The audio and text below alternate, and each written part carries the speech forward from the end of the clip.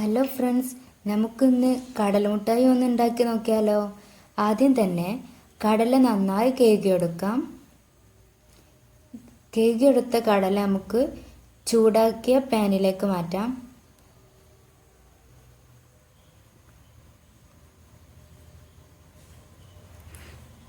Law ഫ്ലെയിമിൽ വെച്ച് കടല നന്നായി വറുത്തെടുക്കാം.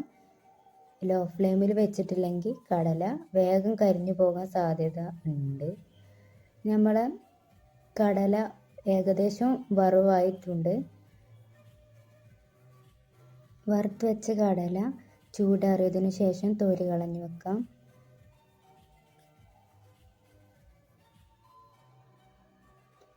ഇനി ഒരു പാൻ ചൂടാക്കി അതിലേക്ക് ചൂടുവെള്ളം ഒഴിക്കാം. അതിലേക്ക് 2 ശർക്കര ഇട്ട് കൊടുക്കാം.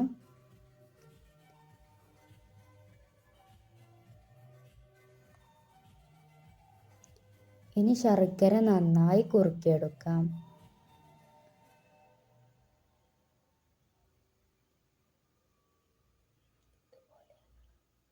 ഇതുപോലെ നന്നായി കുറുകി വരണം. ഒരു നൂൽ പരുവമാകണ വരെ കുറുക്കിയെടുക്കാം.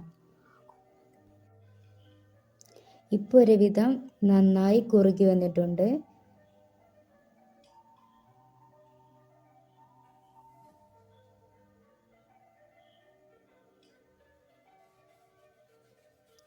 ഈ ഒരു പരുവമാകണം. അതിനുശേഷം നമുക്ക് അതിലേക്ക് നമ്മൾ മാറ്റിവെച്ച കടല ചേർത്ത് കൊടുക്കാം. കടല നന്നായി മിക്സ് ചെയ്യാം.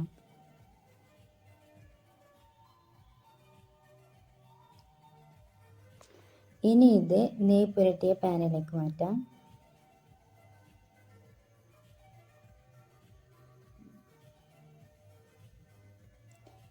ഒരു അരമണിക്കൂർ നമുക്ക് വെയിറ്റ് ചെയ്യാം.